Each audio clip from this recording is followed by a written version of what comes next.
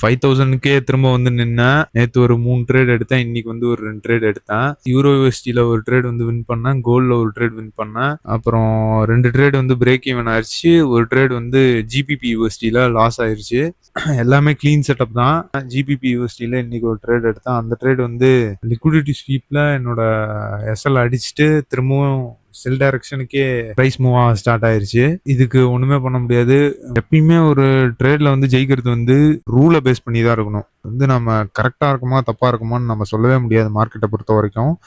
நம்ம ரூல்ஸை ரெஸ்பெக்ட் பண்ணி நம்ம ட்ரேட் பண்றோமா அப்படின்றது தான். இன்னைக்கு ஒரு லாஸ் வந்து என்னோட ப்ராஃபிட்டை கில் பண்ணியிருந்தாலும் நான் இந்த 2 நாள்ல ப்ராஃபிட்டபிளா தான் இருக்கேன்.